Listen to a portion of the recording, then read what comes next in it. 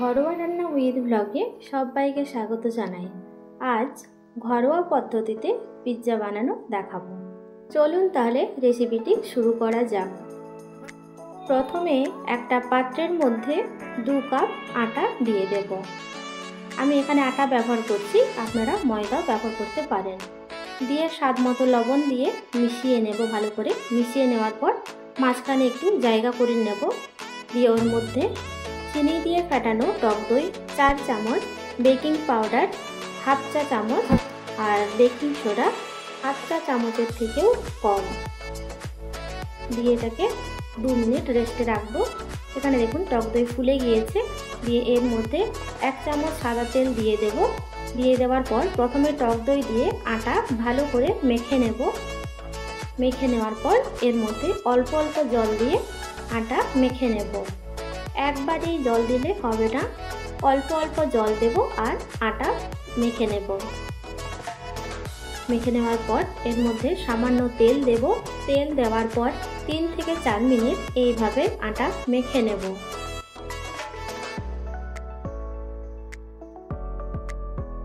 মেখে নেওয়ার পর এর মধ্যে আবারও সাদা তেল দিয়ে আটার মধ্যে মাখিয়ে নেব। ওপরে মাখিয়ে নিয়ে এটাকে ঢাকা দিয়ে রাখবো 30 মিনিট। এটা রেস্টে থাক, ততক্ষণে বাকি কাজগুলো করে নেব। একটা পাত্রের মধ্যে 3 চামচ টমেটো সস, 1 চামচ গ্রিন চিলি সস আর চিলি ফ্লেক্স অরিগানো দিয়ে ভালো করে মিশিয়ে নেব সসের সঙ্গে। ভালো করে মেশাতে হবে। ভালো করে মিশিয়ে নিলেই ready pizza sauce. Gas on করে ফ্রাইং প্যানের মধ্যে লবণ আর একটা স্ট্যান্ড বসিয়ে গরম করে নেব। পিৎজা প্লেটের মধ্যে সাদা তেল দিয়ে এটাকে ভালো করে ব্রাশ করে নেব। তেল ভালো করে লাগানো হয়ে গেছে।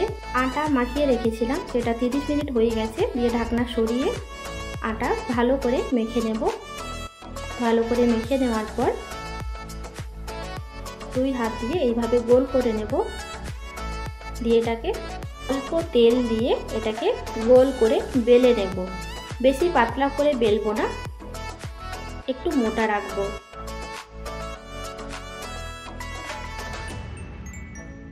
বেলে নিয়েছি আর এটা এতটা মোটা হবে।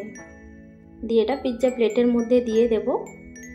2 হাতের মাধ্যমে এইভাবে করে নেব। এইরকমই নিত্য নতুন রেসিপি আপডেট পাওয়ার জন্য চ্যানেলটি সাবস্ক্রাইব করে পাশে থাকা বেল আইকনটি অন করবেন। সবার প্রথমে নোটিফিকেশান আপনার কাছে পৌঁছে যাবে। কাটা চামচ দিয়ে এইভাবে ফুটো ফুটো করে নেব। ফুটো ফুটো করে নিয়ে আগে থেকে রেডি করা পিৎজা সস এর মধ্যে দিয়ে দেব। দিয়ে দেওয়ার পরে ভালো করে লাগিয়ে নেব। লাগিয়ে দেওয়ার পর এক এক করে পেঁয়াজ, ক্যাপসিকাম, টমেটো আর সেদ্ধ করা ভুট্টা দিয়ে দেব।